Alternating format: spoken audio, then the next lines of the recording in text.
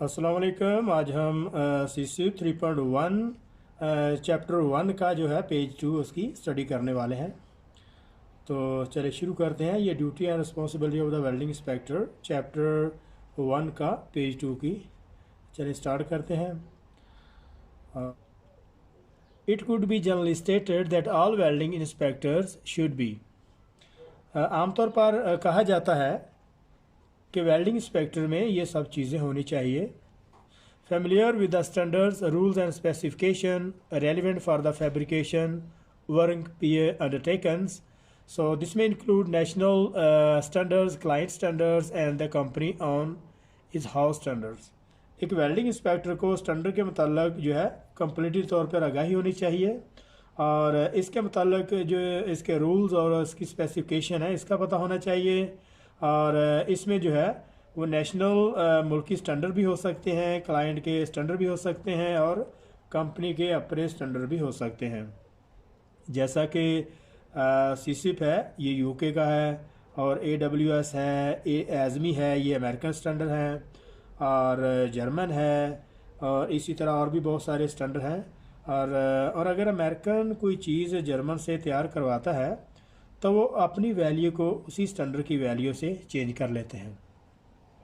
तो नेक्स्ट हमारी लाइन है ये वाली। तो informed about the welding process procedure to be use in the production. तो एक वेल्डिंग इंस्पेक्टर को जो प्रोडक्शन में वेल्डिंग प्रोसीजर जो है कौन सा इस्तेमाल हो रहा है और वेल्डिंग प्रोसेस कौन से इस्तेमाल हो रहे हैं उनके मतलब इंफॉर्मेशन होनी चाहिए।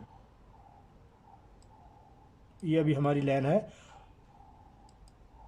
ये लाइन अभी शुरू करें। Of high near vision equity in accordance with the applied scheme or standard, this should also be checked periodically.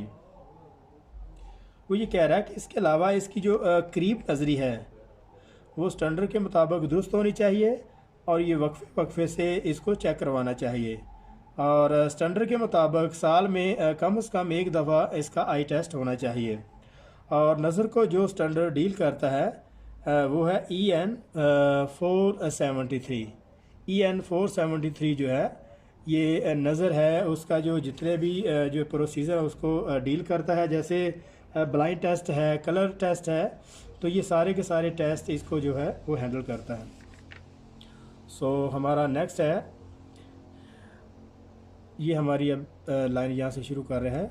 The importers quality characteristic that professional welding inspectors are expected to have include.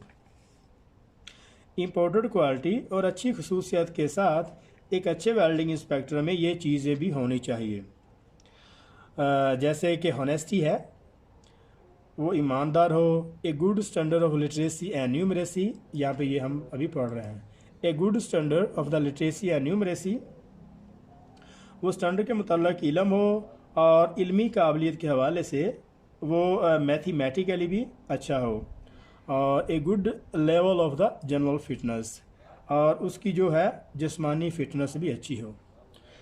तो ये हमारी हम next line है, यहाँ से शुरू कर रहे हैं। Welding inspection is a job that demands A high level of the integrity, professionalism, competence, confidence and commitment. Welding inspection वो जॉब है जो बहुत हाई लेवल की ईमानदारी चाहती है, प्रोफेशनलिज्म पेशा वराना महारत चाहती है, कॉम्पिटेंस और चीज़ को अच्छे से अच्छा जो है मुकाबले में बनाने की जो है वो सलाहियत चाहती है, कॉन्फिडेंस एतमाद और कमिटमेंट और एतमाद और मुतलका काम को तयशुदा पीरियड के अंदर जो है इसको कम्पीट विन करने का अज़म चाहती है। So welding inspection is job that demands high level of integrity, professionalism, competence, confidence and commitment. So यहाँ तक हो गया। तो दोबारा दोहरा देते हैं कि वेल्डिंग इंस्पेक्शन वो जॉब है जो बहुत ज़्यादा हाई लेवल की ईमानदारी चाहती है, पेशा वराना महारत चाहती है और चीज़ को अच्छे से अच्छा मुकाबले में बनाने की सलाहियत चाहती है और इतमाद और मुतलका काम को तयशुदा पीरियड के अंदर जो है कम्पीट विन करने का अज़म चाहती है। सो अभी हम यहाँ से शुरू कर रहे हैं। If it is to be carried out effectively, practical experience of the welding inspection in the fabrication industry together with the recognized qualification in welding inspection is a route towards satisfying the requirement for the competency। तो वो ये कह रहा है कि अगर इसे मौसर अंदाज से किया जाए, फैब्रिकेशन इंडस्ट्री में प्रैक्टिकल एक्सपीरियंस और इसके साथ अगर क्वालिफिकेशन या सर्टिफिकेशन हो तो वो दूसरी इंडस्ट्री के साथ मुकाबले की चीज़ें जो है बनाने में मददगार साबित होती है। तो ओवरऑल ये सारी चीज़ें मिलकर अपनी इंडस्ट्री में वो चीज़ें तैयार कर सकते हैं जो इंटरनेशनल तौर पर compete करती हैं। तो ये हमारा यहाँ तक कंप्लीट हुआ। तो अभी हम यहाँ से शुरू कर रहे हैं। The job of an inspector is not unlike that of a judge in any court of law, in that it falls upon the inspector to interpret the written words, and which on occasion can be little grey।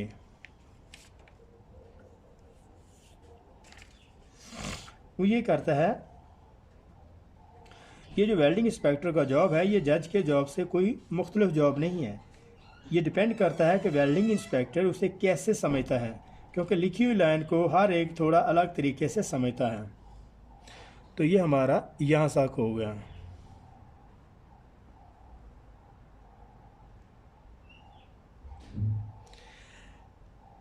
A balanced and correct interpretation is a function of knowledge and experience, but it must be remembered that is not the inspector's job to rewrite the specification। वो ये कह रहा है कि code standard को पढ़कर correct understand करना ये सारे का सारा एक्सपीरियंस और इसके नॉलेज पर डिपेंड करता है। और ये चीज़ जहन में रखने वाली है कि वेल्डिंग के रिलेटेड इसकी जो भी स्पेसिफिकेशन है, तो यहाँ पे it must be remember that is not the inspector job to rewrite the inspection.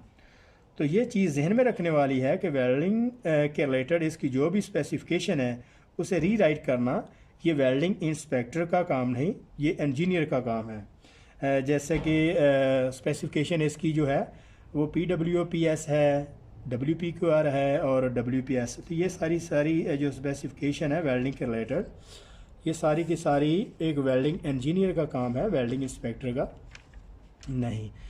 तो नेक्स्ट हमारी ये अभी हम लानिया से शुरू कर रहे हैं। The scope of the work of the welding inspector can be very wide and varied. However, there are a number of topics that would be common to most area of industry। Welding inspector के काम का जो scope है वो बहुत ज़्यादा वसी है। बहुत सारे टॉपिक्स हैं जो इंडस्ट्री के बहुत सारे शोबों में एक ही तरह के हैं। Most fabrication are produce from the drawing. तो यहाँ पे हम शुरू कर रहे हैं। Most fabrication are produce from the drawing and it is the duty of a welding inspector to check that correct drawing and revision have been issued for the use during fabrication।